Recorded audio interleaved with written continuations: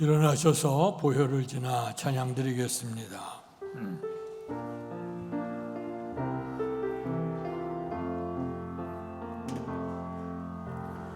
보혈을 지나 하나님 품으로 보혈을 지나 아버지 품으로 보혈을 지나 하나님 품으로 한 걸음씩 나가네. 종이야 주 보혈이 내 영을 새롭게 하시네.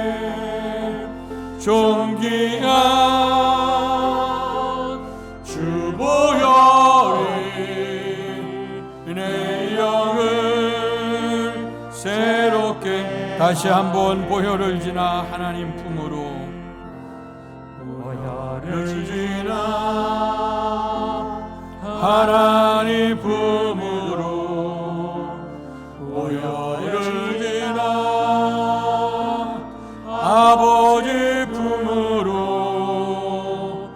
보혈을 지나 하나님 품으로 한 걸음씩 나가네. 존귀한 주 보혈이 내 영을 새롭게 하시네. 존귀한 주 보혈이 내 영을 새롭게 하네. 할렐루야. 그의 성소에서 하나님을 찬양하며 그의 권능의 궁창에서 그를 찬양할지어다. 그의 능하신 행동을 찬양하며 그의 지극히 위대하심을 따라 찬양할지어다. 호흡 있는 자마다 여호와를 찬양할지어다. 할렐루야. 복되신 아버지 하나님, 은혜와 사랑을 감사합니다. 부활의 기쁨과 감사와 감격을 알게 하시고 그 은혜 속에 살아감을 고백할 수 있도록 은총 주셔 감사합니다. 주께서 승리하심을 기념하며 오늘도 거룩한 성일 주 앞에 예배드리오니 하나님 기뻐 받으시고 하늘문 여시고 약속하신 풍성한 복을 허락해 주실 줄 믿습니다. 감사하며 예수님 이름으로 기도하옵나이다. 아멘.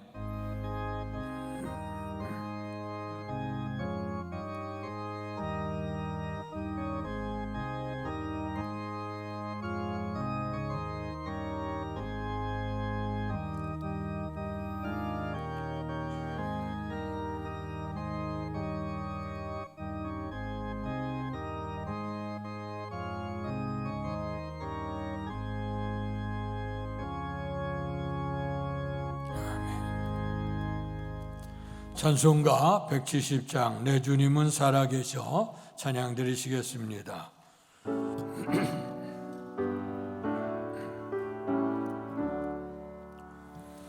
내 주님은 살아계셔 날 지켜주시니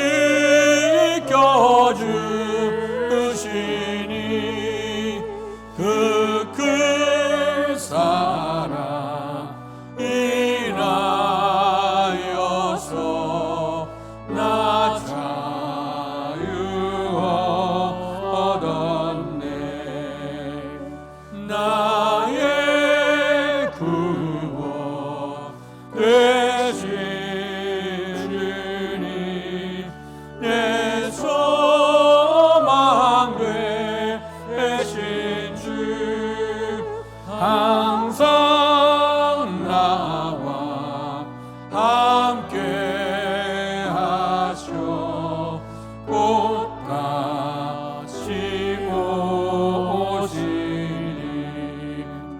나를 거룩하게 하려 주 나를 부르니 주의 은혜 내게 넘쳐 주 뜻을 이루리 그새 믿음 나가지고 주 말씀 따르면 주님 다시 강림할 때 날 영접하시리.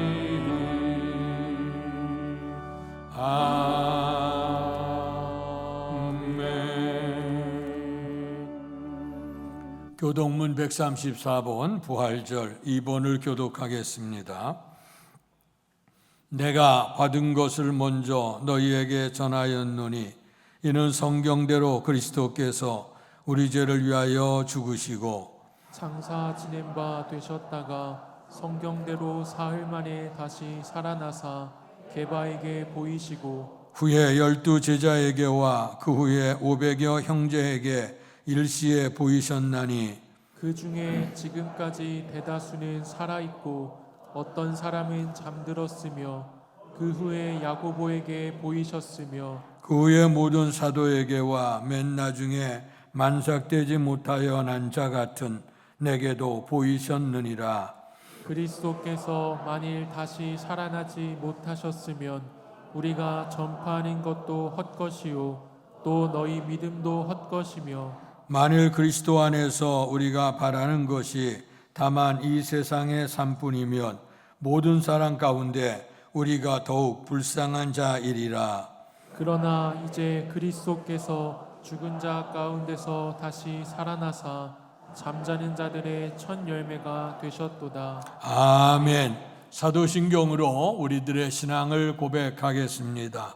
전능하사 천지를 만드신 하나님 아버지를 내가 믿사오며 그 외아들 우리 주 예수 그리스도를 믿사오니 이는 성령으로 잉태하사 동정녀 마리아에게 나시고 본디오 빌라도에게 고난을 받으사 십자가에 못 박혀 죽으시고 장사한 지 사흘 만에 죽은 자 가운데서 다시 살아나시며 하늘에 오르사 전능하신 하나님 우편에 앉아 계시다가 저리로서 산 자와 죽은 자를 심판하러 오시리라.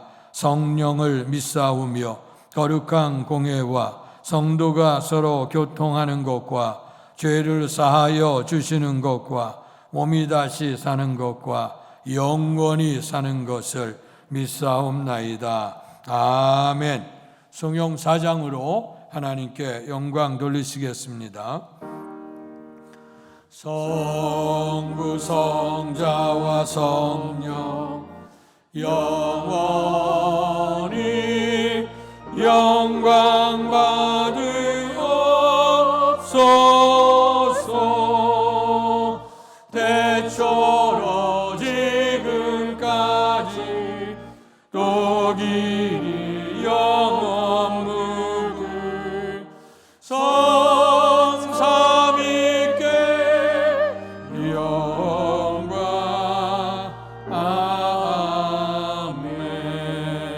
아멘. 자리에 앉으시겠습니다. 예배를 위해 기도하실 때 김정기 권사께서 우리의 기도를 대표하시겠습니다.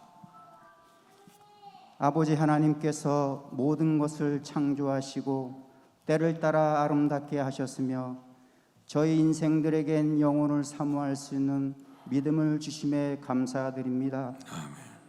하루 또 하루의 삶을 주관하여 주시고 이끌어 주셔서 때를 따라서 도우시며 동행하여 주시는 주님 은혜 또한 감사드립니다.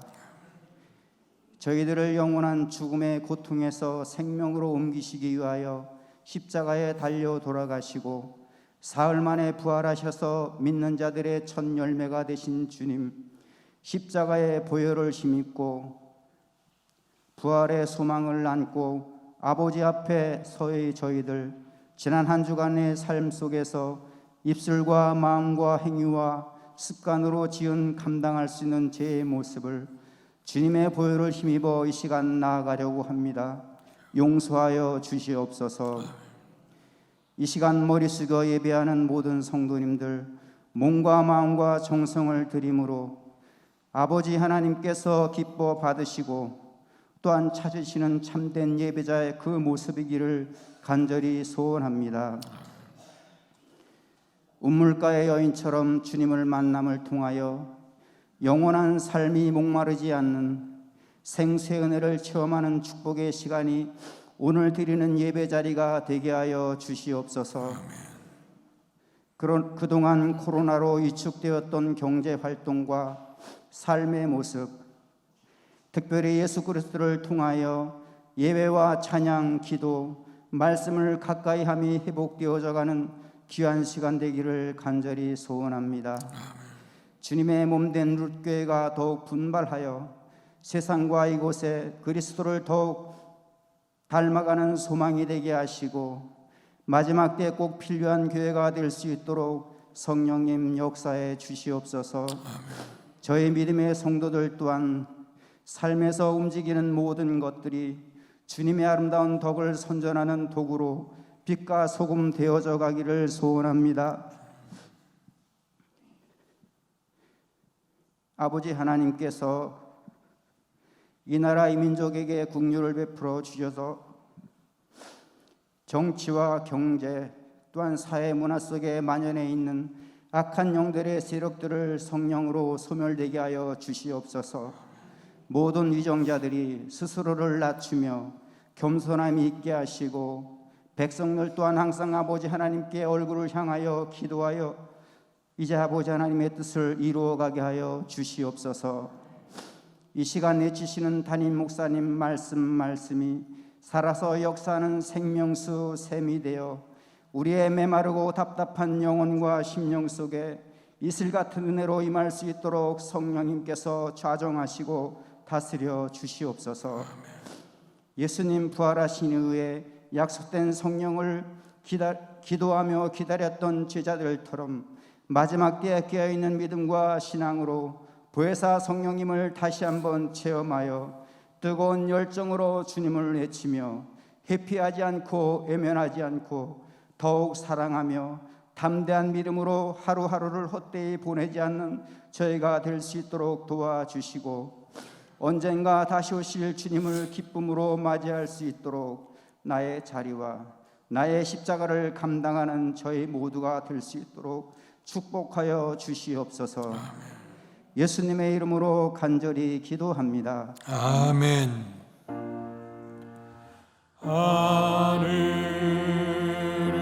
하늘에 계신 아버지 이름 거룩하사 주님 나라 임하시고 뜻이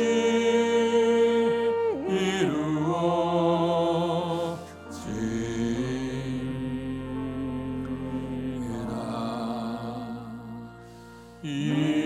일용할 양식 주시고 우리들의 근죄 다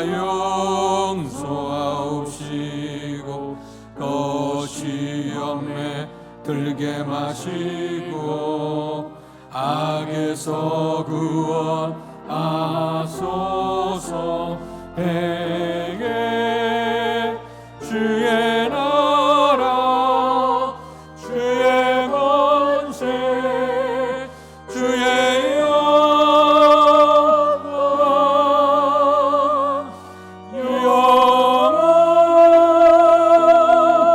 영원히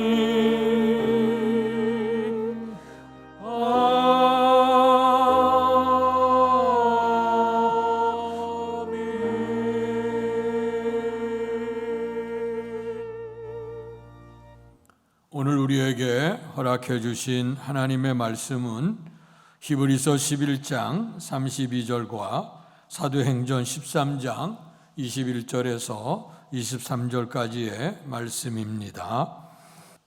먼저 히브리서 11장 32절 말씀 같은 목소리로 옹독합니다. 시작. 내가 무슨 말을 더하리요? 기드온, 바락, 삼손, 입다, 다윗 및 사무엘과 선지자들의 일을 말하려면 내게 시간이 부족하리로다. 아멘.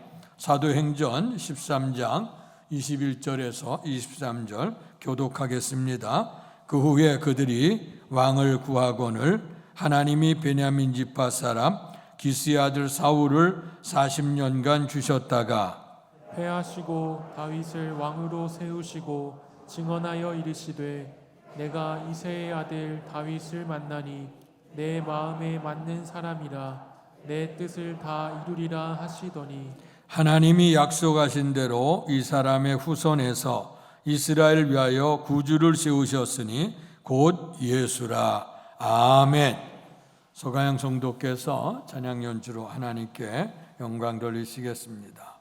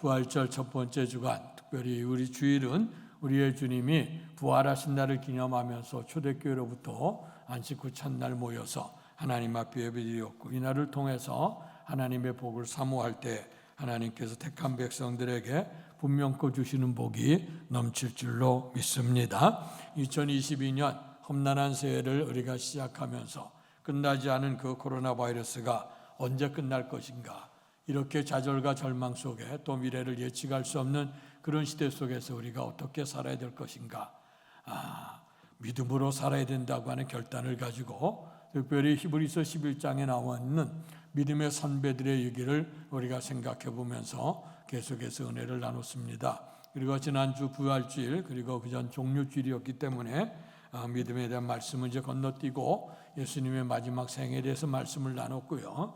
이제 계속되어져서 이제 히브리서 11장에 분명코 이름을 기록한 말씀이 두 분이 남았는데, 하나는 다윗이고 다음은 사무엘입니다. 그래서 우리가 믿음을 총체적으로 증언하게 될 때에 아브라함과 다윗의 자손 예수 그리스도의 세계라 하면서 오늘 등장하는 그 다윗의 그 신앙과 믿음을 우리가 소중히 여기며 이 시간에 은혜를 나누고, 특별히 5월 달에는요 가정의 달입니다. 이 가정의 달에 오늘 특별히 믿음의 가정, 어머니의 눈물 어린 기도의 어머니였던 한나, 그 한나를 통해 생산되어졌던 사무엘이 지혜를 얻고 성령의 충만함을 얻어서 하나님의 일에 쓰임이 되어졌다는 말씀을 다음 주에 사무엘의 말씀을 통해서 은혜를 나누겠습니다. 오늘은 따라서 하시죠. 다윗처럼 믿음으로 삽시다.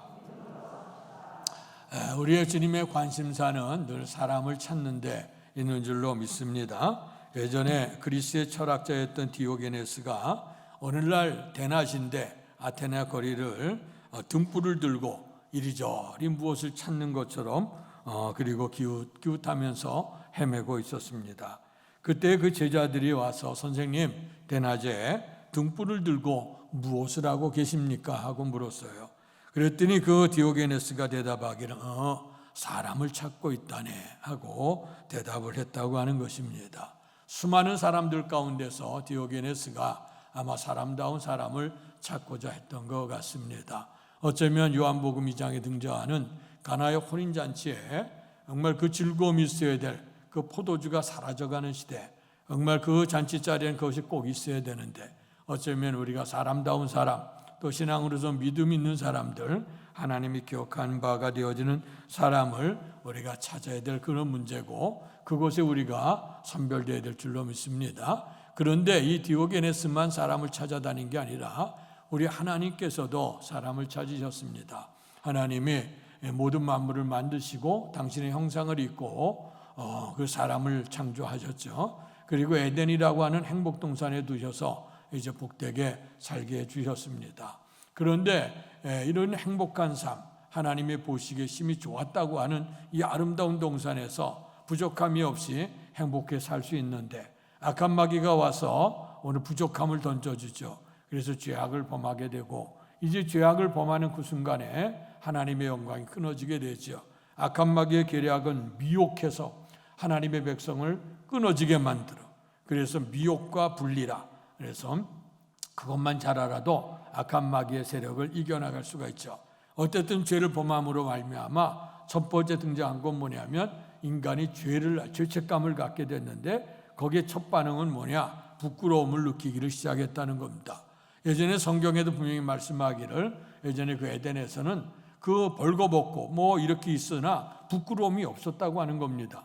근데 아담과 하와가 하나님 앞에 범죄한 그 순간서부터 부끄러움을 느끼게 됐고 그리고 이제 수치를 가리려고 오늘 그 무화과 나무 잎을 엮어서 오늘 그 치마를 만들어 입을 수밖에 없는 그런 신세가 되어졌어요. 근데 이 부끄러움만 느끼는 게 아니라 죄를 범하니까 하나님과 분리가 이루어졌어요. 그래서 하나님의 낯을 피해서 오늘 그가 숨어 있었다고 합니다. 그럴 때 우리의 주님께서 아담을 찾아 나셨습니다. 아담아, 아담아, 내가 어디 있느냐 하고 부르셨습니다. 예, 제가 벌거벗음을 알고 숨어 있었습니다. 누가 내게 벌거벗음을 알게 했느냐? 죄로 말미암아 이제 제적의 감 속에서 주님의 낯을 피해 있는 것. 그래서 오늘 우리가 악한 마귀가 우리에게 죄를 범하게 하면요, 오늘 우리에게는 하나님과 이제 그 분리되는 역사가 일어나요. 하나님과 분리되면 사람 사이에도 마찬가지고 그 악한 마귀가 들어가는 곳마다 가정도 그렇고 교회도 그렇고 사회도 그렇고 다 분열의 고통이 임하게 되어지는 겁니다. 그래서 하나님은 하나가 되게 하시는 분이다. 주도 하나이고 믿음도 하나이고 성령도 하나가 되는 줄로 믿습니다. 죄 가운데에서 정말 그 깜깜한 절망 가운데 있는 그를 찾아 나셨어요. 뿐만 아니라 아담과 하와가 하나님의 은혜로 자녀를 생산하죠. 가인과 아벨을 생산을 했습니다. 가인은 그 농사를 짓는 사람이었고 아벨은 짐승을 치는 사람이었습니다. 주스때가 되어져서 하나님께 예배를 드리는데 가인은 자기의 농토의 소산물을 가지고 예배를 드렸고 그다음에 아벨은 양의 첫 새끼를 잡아서 드렸다고 했습니다. 분명한 것은 하나님 앞에 드려지는 제물은 분명히 우리가 소제도 있어요. 그러니까 식물도 드리는 것도 있고 때로는 짐승의 피를 흘려 드리는 것도 있어요.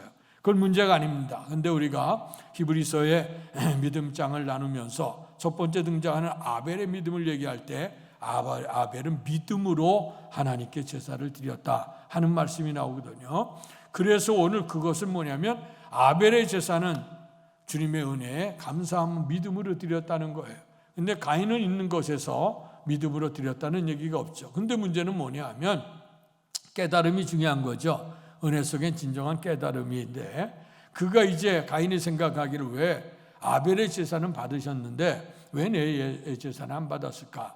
그러면 마음으로 깨닫고 분별해서 내가 무슨 원칙이 잘못된 건가? 하나님 앞에서 내가 무슨 문제가 있는가? 이거를 발견해야 될 텐데 근데 사람은 죄성이 들어가니까 나 자신을 깨닫는 것보다 내 탓이 아니야. 다 내 탓이에요. 너 때문에 네 아벨이 있기 때문에 하나님이 너 걸 받고 내 걸 안 받았다는 거예요. 그러니까 미워하는 마음이 들어가고 또 시기하는 마음이 들어가고 예수님께서도 율법을 설명하면서 사람을 보고 미워하면 과거의 율법은 미워하는 것 그래서 살인하는 것만 살인이지만 그러나 내가 다시 율법을 완성시키는 말씀을 주면서 하는 말씀이 사람을 보고 미워하면 저는 이미 살인했다 그랬어요. 오늘 그 증거가 첫 번째 사람이었던 가인에게 나타나죠. 그래서 아벨을 미워하고 미워하는 마음이 지나치고 시기하는 마음이 들다 보니까 너 때문에 그런 거야. 네가 있어서 그래. 네가 없으면 하나님의 사랑을 독차지하지 않겠는가. 그런 생각을 가지고 들었을 때 아벨을 쳐서 죽이게 되어지죠. 그리고 이제 묻어두고 아마 시침이 떼고 있었을 거예요. 그런데 하나님께서는 추적해 나오셨습니다. 가인아 내 아벨은 어디 있느냐. 제가 아벨을 지키는 자입니까? 그 아니야. 네 피가 아벨의 피가 하늘에 상달됐다고 하는 말씀을 합니다. 우리의 주님의 관심사는 누구냐? 사람을 찾아요. 범죄한 아담을 찾아 나오셨어요. 그리고 또 범죄에서 동생을 쳐 죽인 오늘 가인을 통해서 아벨을 찾아 나셨어요. 오늘 그렇게 오늘 찾으신 주님께서 이제 하나님의 일을 맡기고 이 땅에 구세주를 탄생시키기 위한 가문을 선택하시게 되어졌어요. 그럴 때 오늘의 본문의 말씀에서 사도행전의 말씀에 보니 오늘 다윗을 만나니 내 마음에 맞는 사람이라 내 뜻을 다 이루게 하리라 하시더니 하나님이 약속하신 대로 다윗의 후손 속에서 이스라엘을 위한 구세주를 세웠다고 오늘 성경은 증언해주고 있습니다. 정말 우리가 사람들 앞에 선택되어진다고 하는 것 이제 새로운 정권이 맡겨지게 되고 새로운 인물들을 이제 선택하는 일들이 있잖아요. 그래서 밖으로는 참 괜찮은 사람들이었는데 막상 뚜껑을 열고 보니까 뭐 이 사람이나 그 사람이나 다 문제들이 등장하는 그런 모습을 바라다 보면서 그 물론 죄에 대해서 미워하지만 그러나 성경의 말씀에 돌아오는 겁니다. 해 아래 새 것이 없어. 모든 사람이 죄를 범해 하나님의 영광에 이르지 못한다 하는 것을 다시 한번 생각해 봅니다. 그런데도 불구하고 오늘 하나님께서는 이새의 아들 다윗을 만나니 내 마음에 맞는 사람이라 내 뜻을 다 이루게 하리라 하셨어요. 그러면 이 다윗이 어떤 사람이었기 때문에 이런 인물이 되어졌을까? 오늘 다윗의 그 믿음이 어땠길래 오늘 이런 역사를 이루게 됐는가? 예수님의 족보를 설명할 때도 마태복음 1장 1절에 보면 아브라함과 다윗의 자손 예수 그리스도의 세계라 하면서 출발하고 있고 그 다음에 예수님의 모든 행적 속에서 예수님을 얘기할 때마다 다윗의 자손 예수여 우리를 구원하소서 외쳤거든요. 정말 그렇게 예수님의 이름이 이렇게 불려줄 수 있게 되어진 것은 분명한 이유가 있죠. 물론 하나님의 선택이 있고 하나님의 섭리요 하나님의 그 인도하심이 있습니다. 그러나 손뼉도 마주쳐야 소리 나는 것처럼 하나님의 섭리하심 속에서 오늘 그 인간 다윗이 어떻게 응답이 되어졌기에 이렇게 하나님 앞에 놀라운 축복된 인물로 쓰임이 되어졌는가? 이것을 우리가 생각해 보면서 다윗처럼 믿음으로 살 수 있는 이 시간이 될 수 있기를 주님의 이름으로 축원합니다. 자, 그런데 이제 다윗의 믿음을 얘기할 때에 먼저는 그 인간됨을 한번 좀 생각해 보겠어요. 그 인간됨이 어땠느냐? 사무엘상 16장 7절 말씀을 같이 읽겠습니다. 같이 시작. 여호와께서 이르시되 그의 용모와 키를 보지 말라. 내가 이미 그를 버렸노라. 내가 보는 것은 사람과 같지 아니하니 사람은 외모를 보거니와 나 여호와는 중심을 보느니라 하시더라. 아멘. 자, 오늘 다윗을 처음에 선택할 때에 주님이 뭐라고 말씀하시냐면 사람은 용모를 본다, 키를 본다. 그러나 하나님은 그 중심을 보신다는 말씀을 합니다. 이 말씀을 우리가 총체적으로 마지막에 사도행전 13장에서는 기스의 아들 사울을 40년간 주셨다가 패하셨다 하는 말씀이 등장해요.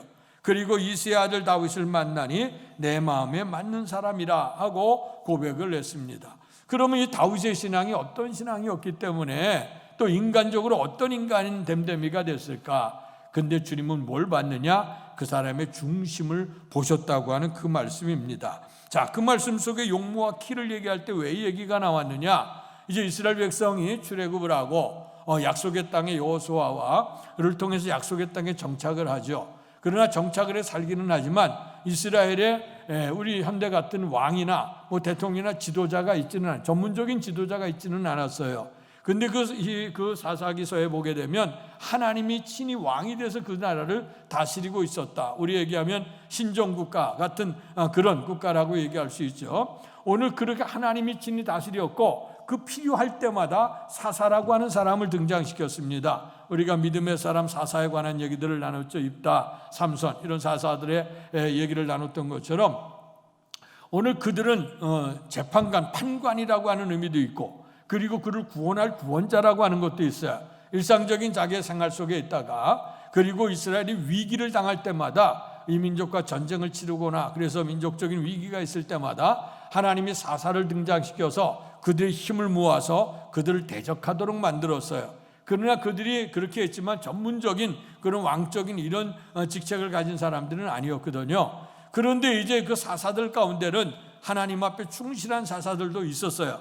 그러나 훗날에 마지막 사사였던 사무엘, 그리고 그 사무엘이 그렇게 훌륭했음에도 불구하고 오늘 그 두 아들이 또 하나님 앞에 잘못되게 행하는 그런 일도 있게 되어졌고, 그 다음에 또 엘리 그 제사장의 그 자식들도 그런 문제들이 있었어요.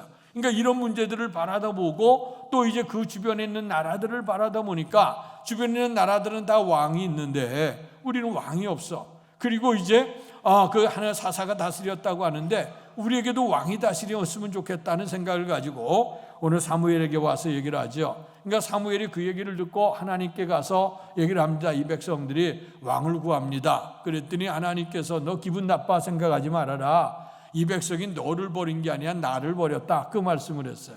그때 사무엘이 왕정국가에 대한 폐해들을 그들에게 설명하기 시작했습니다. 너희의 아들들 장정들은 전쟁에 나갈 때 그 왕의 이제 총바지가 돼서 나가게 될 것이고 나라에서 굳건하게 너희가 의무를 봉사해야 될 거다. 뿐만 아니라 너희의 딸들 너희 아들은 가서 그 왕정에 들어가서 왕을 위해서 봉사하고 희생을 해야 될 거야. 그런 뿐만 아니라 너희들에게도 악한 왕들 통해 과다한 세금들이 거쳐져서 그래서 너희들이 받았던 모든 것들이 다 그렇게 가면서 고통을 당하게 될 거다 하는 얘기를 해요. 그래도 좋냐? 그런데도 불구하고 그들이 그래도 좋다는 거예요. 그래서 하나님께서 그들에게 하나님의 뜻은 원치는 않았어요.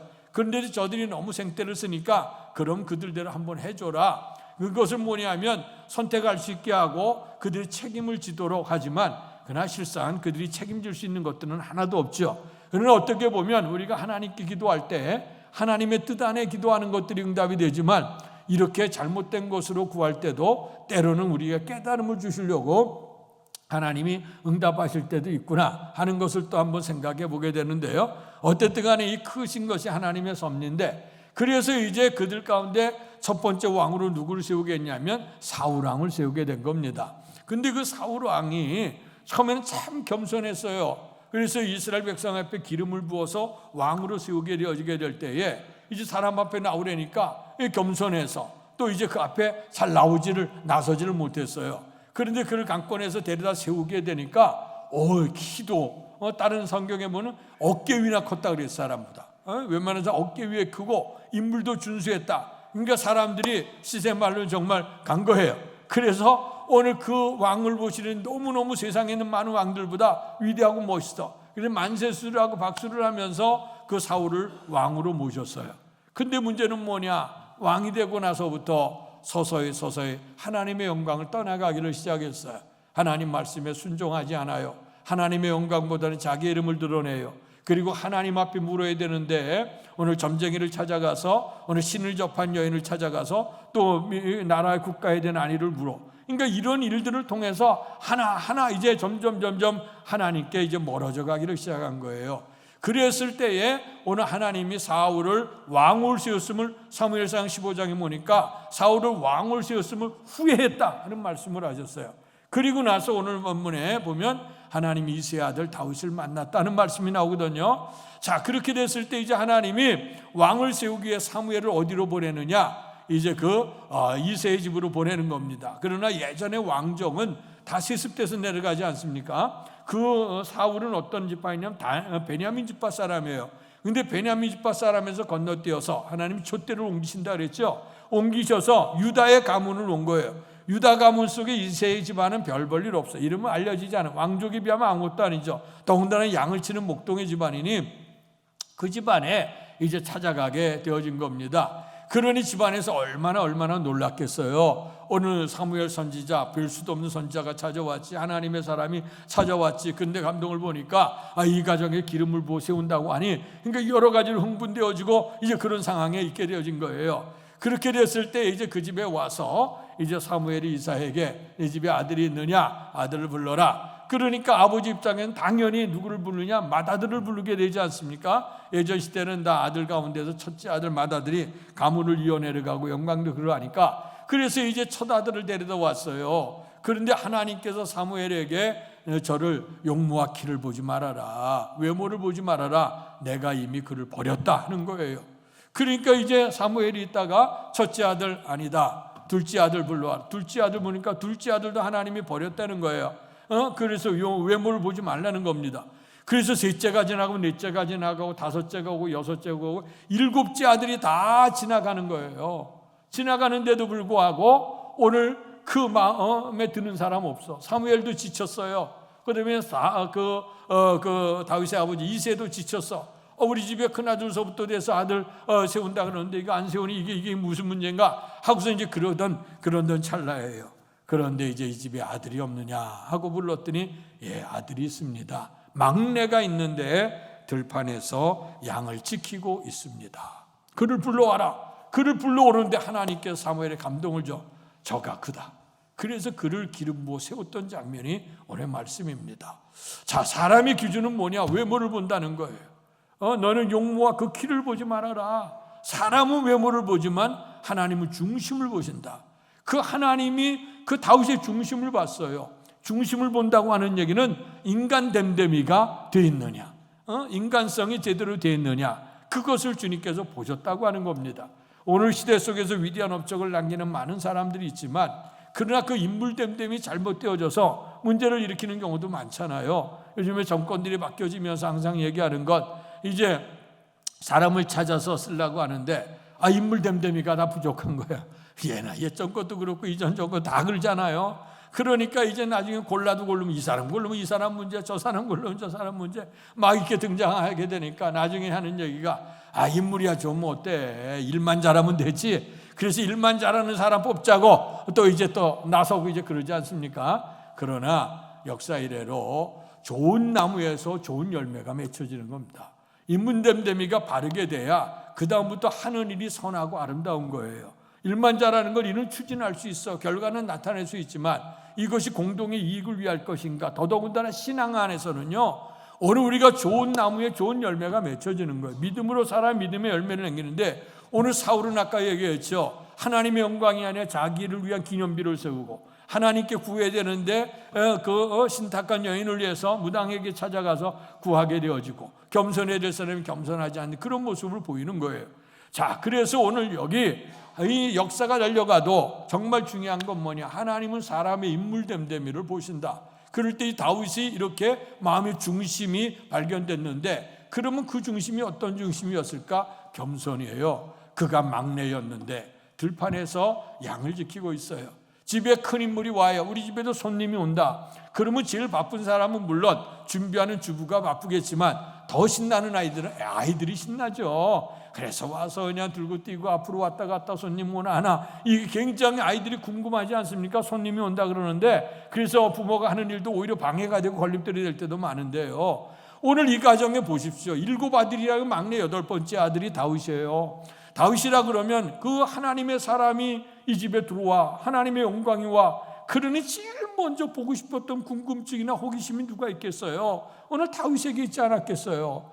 그런데도 불구하고 오늘 형들이 다 주님 앞에 부름을 받게 될 때, 사무엘에게 하나님 앞에 부름을 받게 되어질 때도 오늘 그 마음은 어떤 마음이에요? 나는 막내다. 그리고 그가 어땠어요? 들판에서 양을 지키고 있어. 형들의 양까지 다 맡아서 지키고 있는 거예요. 그의 중심이 어땠느냐? 겸손이 있어요. 그 중심이 어디냐? 성실과 충성된 모습에 있어요. 이렇게 하나님이 작은 일에 충성하는 건 물론 얼마나 오매물망 보고 싶었겠어. 그런데도 불구하고 그렇게 지키고 있는 그 모습을 하나님께서는 귀하게 여기신 거예요. 뿐만 아니라 그의 인물됨되면 순종하는, 여러분 그 사람이 그 순종한다고 하는 게 좀 타고난 것도 있어요. 우리가 어떤 경우에 성격적으로 늘 부정적인 그런 모습을 보여주는 사람도 있고, 어떤 분들은 그냥 마음 자체가 너그러워, 마음 자체가 항상 긍정적인 사람도 있어요. 이제 그런 사람도 성령 안에서 이제 변화를 이루게 되면 부정적인 사람이 긍정적인 사람도 바뀌긴 하긴 하겠습니다만은, 그러나 우리가 근본적인 성품 같은 것들이 불현듯 튀어나오거든요. 그렇기 때문에 우리가 늘 깨어서 기도해야 돼요. 그러지 않으면 우리의 인간이 가지고 있는 성품, 성깔대로 막 하다 보면 하나님의 영광을 드러내지 못하는 경우가 많아. 예전에는 정말 하나님의 은혜 받게 있을 때는 그런 사람이었다 할지라도 성령의 은혜 받고 나면 변화되는데, 물론 그렇다고 해서 옛 성품이 완전 바뀌어지는 건 아니겠지. 그러나 그것을 우리가 누릴 수 있는 은혜가 생겨. 그래서 사도 바울이 고백했던 거 아닙니까? 한쪽에는 육의 생각이 몰고 오고 한쪽에는 영의 생각이 오는데, 이것이 항상 갈등을 일으켜. 하나님 어찌할 수 없어. 오라 나는 곤고한 사람입니다. 누가 이 사망의 몸에서 나를 건져내겠냐고 오늘 고백했던 것처럼 끊임없는 갈등이 일어날 수 있어요. 그러나 성령이 충만하면 좋지 못한 것들, 악한 성품들 이런 거 다 누르는 거예요. 그리고 성령 안에서 생활하도록 하고, 그래서 빌립보 2장에 있는 것처럼 두렵고 떨림으로 구원을 이루어가는 것이 성도의 모습인 줄로 믿습니다. 자, 그래서 오늘 이 성품 자체도 그렇습니다만은 이렇게 겸손하기도 하고 또 이렇게 정말 충성을 다하는 성실한 사람이기도 하는데, 또 이는 하나님의 뜻에 순종하는 사람이었어요. 오늘 사무엘상 15장에서 보면 하나님이 사울을 왕을 세웠을 후에 했다고 얘기할 때 뭐를 얘기했냐면 하나님의 말씀에 불순종했다, 순종하지 않았다고 얘기를 했어요. 그렇기 때문에 오늘 이 다윗의 모습은 순종하는 모습이었고, 오늘 그 사울은 순종치 않았다는 거예요. 왕이 세워져서 왕이 내 마음대로 하는 거 아니거든요. 하나님의 법대로 이스라엘은 기름 부어 세워, 기름 부었다고 하는 건 하나님의 뜻대로 그 백성을 통치해 나가겠다는 결단이고 하나님의 섭리거든요. 그런데 하나님께 묻지를 않아요. 그리고 인간의 뜻대로 자행자지하며 갑니다. 이제 하나님 이스라엘 백성의 전쟁이 벌어지게, 블레셋과의 전쟁도 있고, 이 전쟁은 블레셋과의 전쟁, 사울 왕 때 블레셋과 이제 우리가 다윗과 골리앗 정도는 알잖아요. 근데 아말렉과의 또 전쟁이 벌어졌어요. 그 아말렉과는 굉장히 오랜 날 동안 원수가 되어졌어요. 가나안 땅에 정착하고 들어올 때도 이제 전쟁이 있고 여러 가지로 갈등 관계가 있었거든요. 그런데 하나님이 그 백성들을 이제 완전히 다 멸절을 시켜라 하는 얘기를 해요. 그런데 이제 사울이 전쟁터에 나가서 하나님의 도우심으로 승리하거든요. 승리하고 난 다음에 그 아말렉 왕도 살려줘. 그리고 또 거기 있는 좋은 진귀한 짐승들을 그대로 잡아갖고 그들이 전리물로 갖고 와요.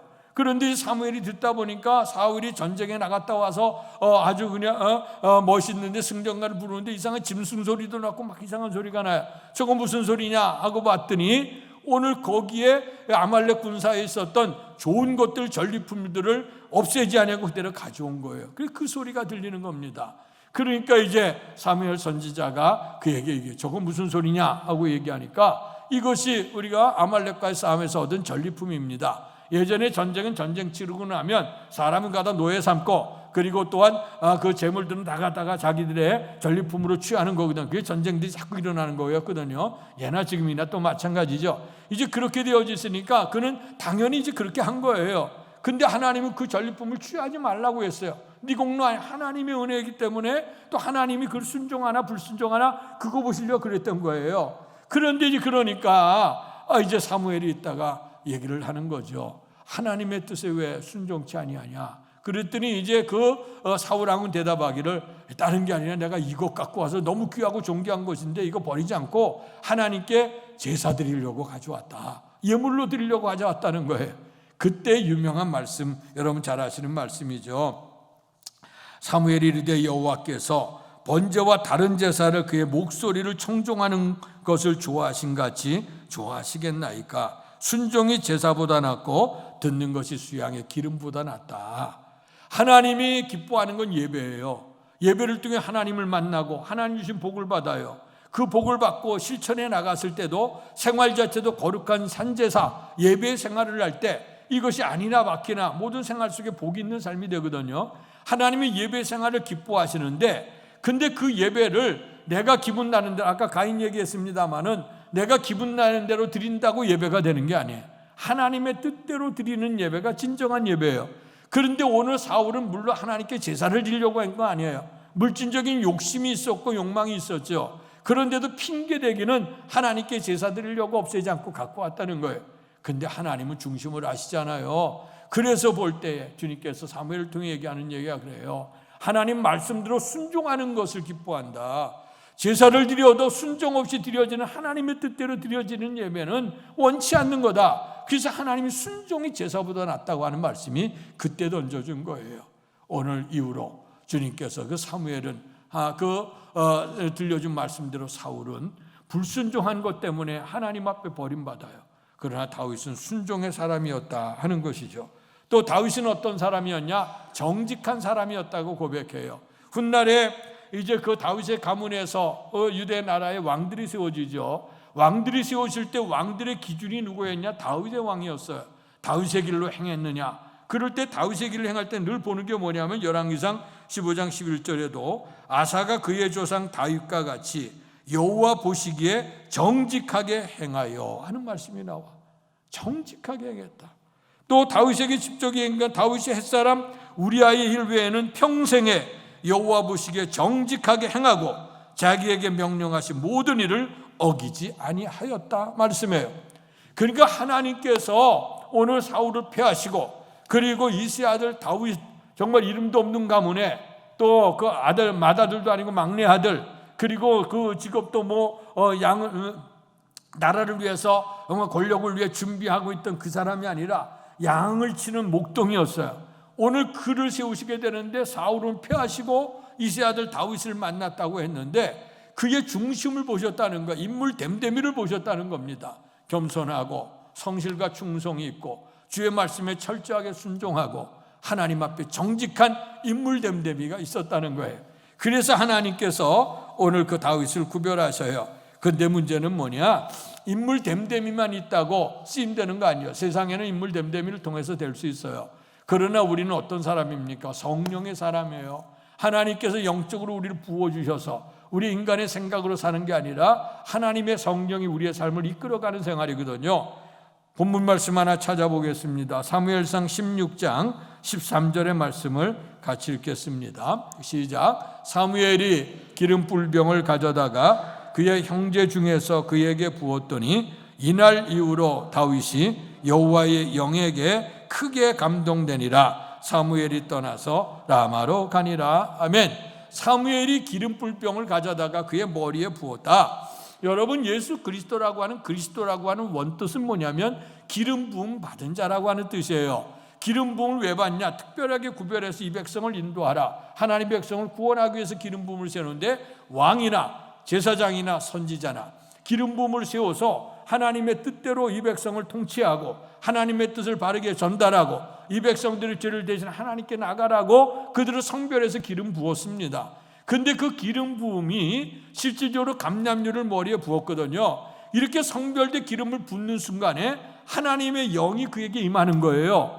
그래서 예수님도 요단강 세례를 받고 일어나니 하늘이 열리고 성령이 비둘기처럼 내렸다 그러잖아요. 그런 것처럼 기름을 붓게 되어질 때에 성령의 감동이 임해.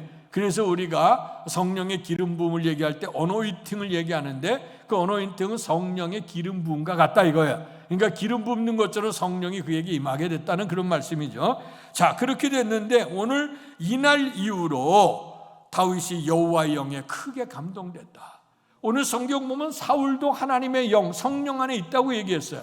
그래서 그가 예언하는 사람들 속에 같이 있었다는 말씀도 해요. 그런데 그 성령이 그 속에 역사하는데 때로는 그 속에 악력이 그에게 역사했다 그랬어요. 그를 번민하게 했다 그랬어요. 그런데 하나님의 사람이었던 다윗이 하나님의 그런 음악을 통해서 찬양을 통해 영광을 누리니까 악령도 떠나갔다는 얘기가 있거든요. 어쨌든 간에 사울도 기름 부음 받을 때 성령의 은혜를 입었고 다윗도 은혜를 입었는데 문제는 성령 받고 난 다음에 성령이 늘 충만해야 돼요. 이 충만하지 못한 문제가 생기는 거. 아까 바울의 말씀드렸던 것처럼 한편은 육체의 일을 가려고 하고 하나는 성령 안의 일을 가려고 하는데, 성령이 충만할 땐 육의 것을 눌러요.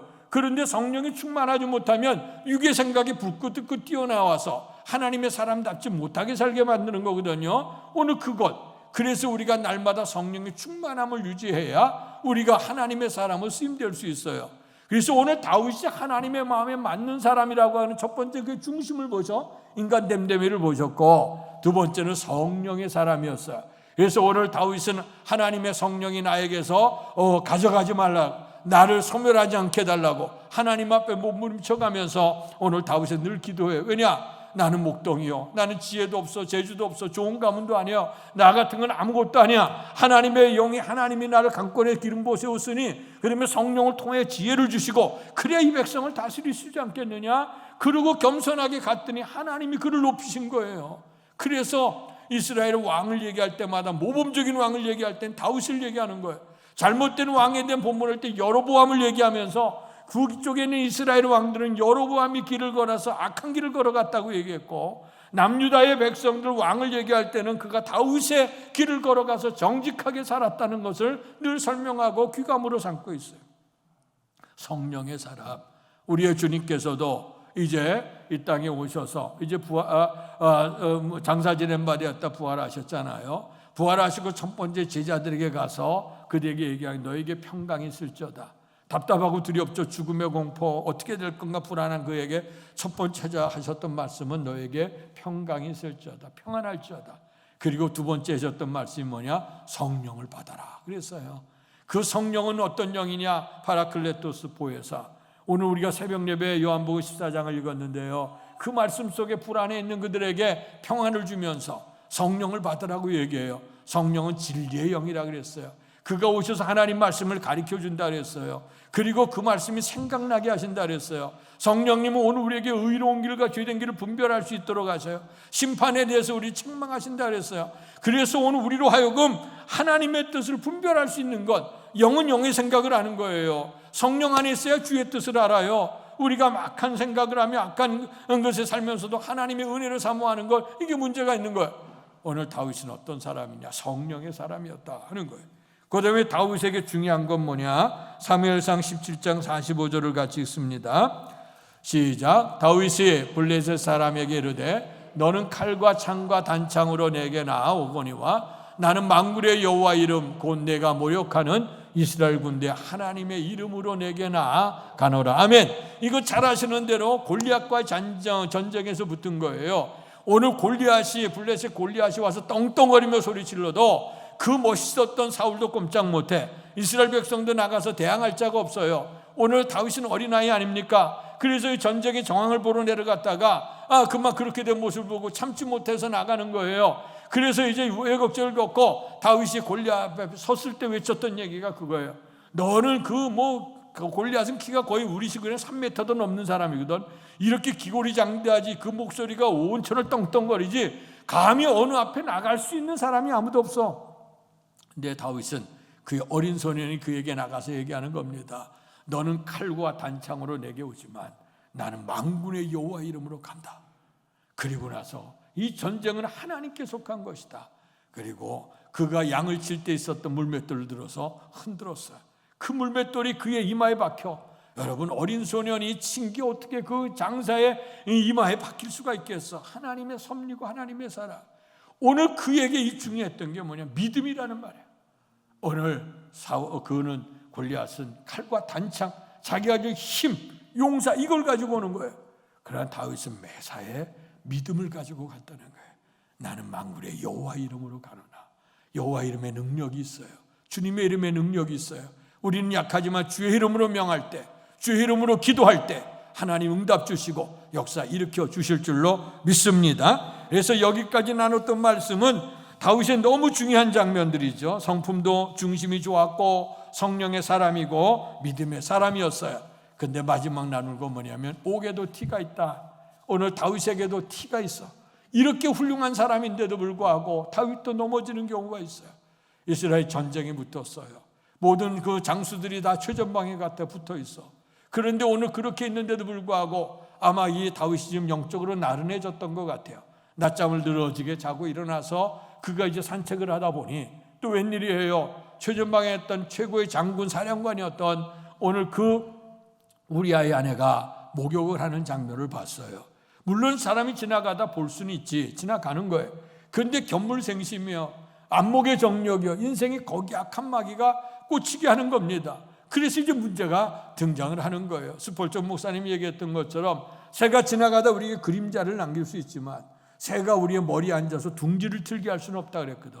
그 우리 아내 안에 어쩌다 볼 수 있지, 그냥 지나가면 돼요. 그냥 지나가면 되는데 그의 마음이 거기 꽂혀요. 그리고 난 다음에 저가 누구냐 했더니 우리아의 장군의 아내라는 거예요. 우리아는 최전방에 나서 나라를 위해서, 왕을 위해서 지금 목숨을 바치고 일하는 장군이에요. 그런데 그의 마음속에 그거 아랑곳하지 않아. 그 여인에게 꽂혀 데려와라. 데려와서 왕의 강권적인 완력으로 아마 그를 정복했어요. 그래서 이제 그 사건이 일어났는데, 문제는 다 둘만이 아는 사건이니까 아무도 모를 수 있어요. 시간이 지났는데 아이를 가졌다고 하는 소식이 들려지는 거예요. 큰일 났잖아요. 오늘 남편 없는 아내가, 여자가 아이를 가졌어. 이게 문제가 생기는 거 아닙니까? 다윗이 전전긍긍하다 이거 어떡하겠느냐. 분명히 이제 우리 아내인데. 그래서 어쩔 수 없이 조용히 이 문제를 해결하려고 최전방에 있는 사령군에게, 요압 사령군에, 그 다음에 우리아를 불러들이죠. 휴가하라고. 내가 전쟁에 애쓰고 수고했으니 그래 칭찬 많이 해주고, 그 다음에 선대해주고, 그리고 이제 좋은 음식을 제공하면서 집에 들어가 휴가를 보내라 하고 보내는 거예요. 그 사건이 일어나야 되니까. 그래서 보냈어. 그런데 우리아는 어떤 사람입니까? 충실한 사람이었어요. 그래서 그가 가지고 오는 그 산해진미 같은 음식을 자기가 먹지 않아요. 그 다음에 군졸들섬에다가 다 놓아줘. 그리고 쭈그리고 앉아서 잠자는 거예요. 그리고 자기 집에도 안 들어가. 그러니까 다윗이 눈이 뒤집혔잖아요. 그 다음날 다시 불러줘서 왜 내 말에 순종하지 아니하고 가서 쉬지 않을래냐 하고 물어봤더니, 내 군사들이 최전방에 저렇게 애쓰고 있는데 나 혼자 휴가 즐길 수 없습니다. 얼마나 충실한 장군입니까? 이 정도가 되면 다윗도 무릎 꿇어야 될 텐데, 근데 다윗의 마음속엔 더욱더 불붙는 쥐약된 마음이 생기죠. 그 마음 덮어야 되는데. 그래서 이제 두 번째, 그래 네 뜻은 가상하다, 내가 알겠다. 그러나 내가 너에게 다시 선처를 베푸노니 네가 다시 한번 이제 가서 오늘 휴가를 즐기고 아내 즐겁게 하고 가라. 이제 그렇게 하고 보내는데 둘째 날도 안 가요. 그러니까 군졸 틈에서 쭈그리고 자다가 휴가를 마치고 돌아가게 됐어요. 그럴 때 최전방에 있는 요압 장군에게 공문을 보내는 겁니다. 우리아를 최전방에 내보내라. 최전방에 내보내는 이야기는 격전제문에서 죽게 만들라는 얘기죠. 그래서 그가 장렬하게 전사를 합니다. 문제는 뭐냐? 전사에서 이 장례가 끝나고 나자마자 우리아의 아내를 데려다가 자기 아내로 삼았다. 이것이 누구냐? 다윗의 실책이에요. 여러분, 옥에도 티가 있다 그랬어요. 하나님의 사람이 어찌 이럴 수가 있어. 그러나 가만히 생각해 보면 해 아래 새 것이 없어. 모든 인간이 죄를 보면 하나님의 영광이 이르지 못해요. 근데 문제는 뭐냐? 깨달음에 있다고 말씀했어. 오늘 그가 그런 죄악을 범하고 있어요. 옛날에는 왕이 다 사람의 생명을 자주할 수 있기 때문에 어느 안전에서 왕이 얘기할 사람 하나도 없어요. 얘기했다면 그냥 눈치처참을 당하는 거예요. 그런데 무명의 선지자 나단 선지자는 그 당시 유명한 선지자 아니에요.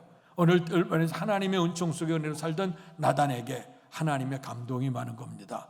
가서 다윗을 깨우쳐라. 그래서 나단 선지자가 가서 당신이 하나님 앞에 범죄했어 하면서 예화를 들어서 말씀하게 되어졌죠. 그때에 당신이 누구냐? 당신이 범죄한 사람이라고 나단이 눈을 뜨고 그리고 다윗에게 얘기했어요. 근데 다윗이 그 권위를 가진다고 하면, 죄를 덮으려고 하면 이게 어느 안전에서 이런 얘기하느냐? 저를 처단하라 얼마나 할 수 있겠어요? 그런데 그가 속에 성령이 그 속에 감동을 준 거예요. 오늘 나단의 음성을 듣고 나서 그가 철저하게 하나님 앞에 회개하기를 시작했어요. 그래서 다윗의 시가 시편 150편에 대다수의 시가 다윗의 시인데 그 중에 시편 6편, 32편, 51편 또 앞으로 더 3편 정도, 이건 전적으로 하나님 앞에 회개하면서 하나님 앞에 고백한 내용이 들어있어요. 그것 가운데 하나를 보게 되면 시편 6편 6절에 보면 내가 단식함으로 피곤하여 밤마다 눈물로 내 침상을 띄우며 내 요를 적시나이다. 얼마나 하나님 앞에 통곡하고 자복을 하는지, 무명에 선지했던 나단의 음성을 하나님의 음성으로 듣고 그리고 하나님 앞에 철저히 회개하는데 침상이 젖도록 침상이 띄우졌. 그가 잠자는 요가 다 젖어. 그리가 잠자고 있는 침상이 눈물로 다 띄울 정도로 그 얘기는 뭐냐? 수많은 눈물을 통해서 철저하고 회개했다고 하는 겁니다. 여러분, 여기에 위대함이 있는 거예요. 오늘 털어서 먼지 안 나는 사람 없어요. 문제는 뭐냐면 앞선 얘기했던 다윗의 위대성이 있죠. 중심도 좋았고 성령과 믿음도 좋았어요. 근데 다윗이 다윗처럼 위대한 사람이 될 수 있었던 그 비결이 뭐냐? 하나님의 마음에 맞는 사람이 될 수 있는 건 뭐냐? 그가 죄된 길에 있었기 때문에. 그러나 그 자리에서 하나님의 음성을 들어요. 선지자 나단의 음성을 들어, 주의 종의 음성을 들어. 그 말씀이 꽂혀. 그럴 때 철저하게 회개했어요. 회개하고 난 다음에 그 다음부터는 하나님 앞에 몸부림쳐가면서 그가 바르게 살려고 몸부림쳤어요. 물론 사람인지라 가다가 또 실수하는 경우도 한두 개 있기는 해요. 그러나 성경은 그 이전에 말씀하기를 뭐라고 그 단어를 했냐면 우리아의 아내 밧세바를 범한 일 외에는 하나님 앞에 정직하게 행했다고 하는 것을 말씀하고 있습니다. 이랬던 것 때문에 하나님께서는 다윗을 위대하게 사용하신 거예요. 장점도 있었지만 단점이 있었어. 그러나 단점도 있는 거 하나님 앞에 철저히 고백하고 나가게 될 때에 하나님은 다윗을 사용하셔서요.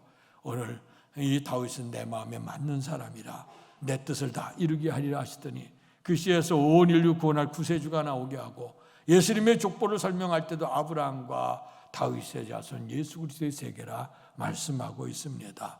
누가 예수를 십자가에 못 박게 했습니까? 오늘 그 갈릴리 사람들, 오늘 그 예루살렘에 서 있는 사람들입니까? 대제사장과 오늘 사두개인과 바리새인 같은 그다음에 권세 있는 장로들이었겠습니까?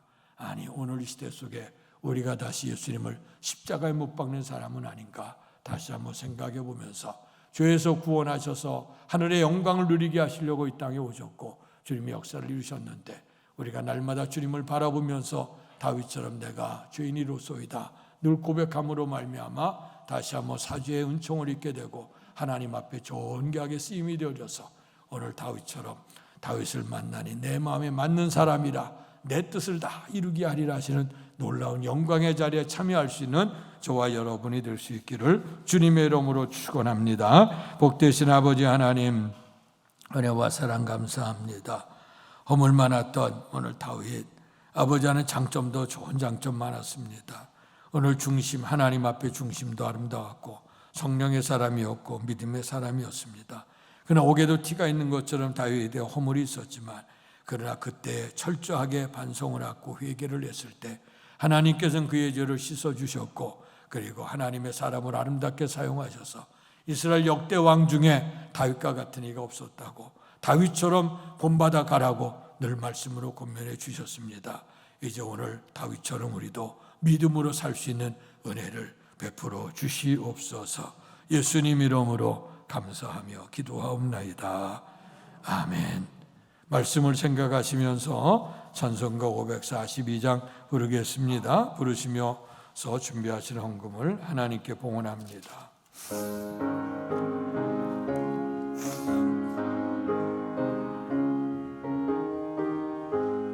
구주 예수 의지함이 심히 기쁜 일일세 영생 허락받았으니 의심 마주 없도다. 예수 믿는 것은 받은 증거 많도다. 예수 귀한 예수 믿음 더욱 주소서. 그 주 예수 의지함이 심히 기쁜 일일세 주를 믿는 나의 마음 그의 피에 적시네. 예수 믿는 것은 받은 증거 많도다. 예수 귀한 예수 믿음 더욱 주소서. 그 주 예수 의지하여 죄악 벗어버리네. 아니 받고 영생하며 주께 모두 예수 믿는 것은 받은 증거 많도다. 예수 귀한 예수 믿음도 주 일어나 선신합니다. 그 주 예수 의지하여 구원함으로 덮네. 영원 무궁지나도록 주여 함께 하소서. 예수 믿는 것은 받은 증거 많도다. 예수 귀한 예수 믿음으로 주소서.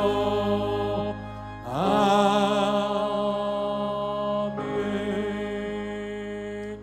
이세 아들 다윗을 만나니 내 마음에 맞는 사람이라 내 뜻을 다 이루게 하셨습니다. 아버지 하나님, 오늘의 말씀 속에 다윗의 신앙을 다시 한번 생각해 보고 배웠습니다. 이제 다윗처럼 믿음으로 살아 하나님께 영광 돌리고 복된 그런 축복된 삶을 살아갈 수 있도록 은혜를 더해 주옵소서. 부활의 기쁨과 감사 감격을 가지고 믿음으로 살기를 결단한 오늘 성도들, 정성을 다해서 귀한 예물을 드립니다. 모든 사람 황금만능주의 시대 속에 살고 있습니다. 무엇이든지 다 된다는 시대입니다.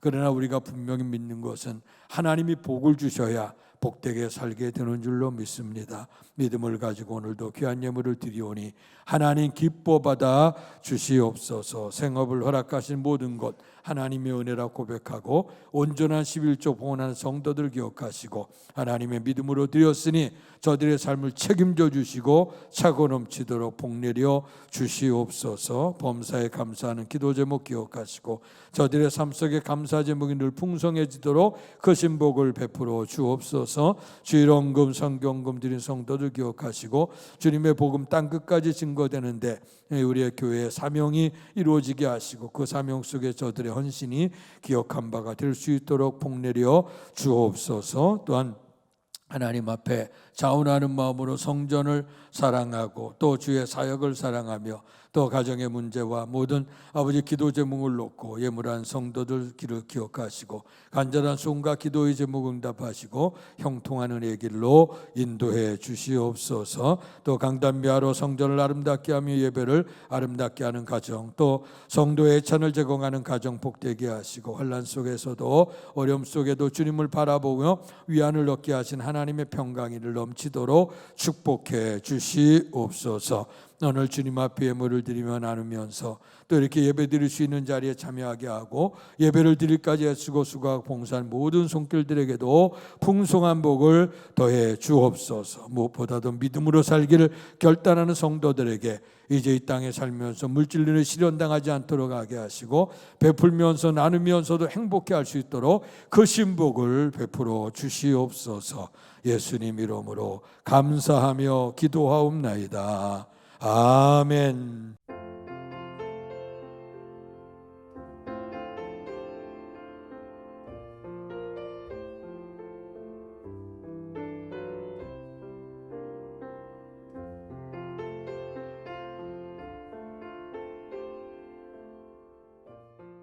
이제 다 같이 일어나셔서 171장 하나님의 독생자 찬양 부르시고 축도함으로 예배를 마치겠습니다.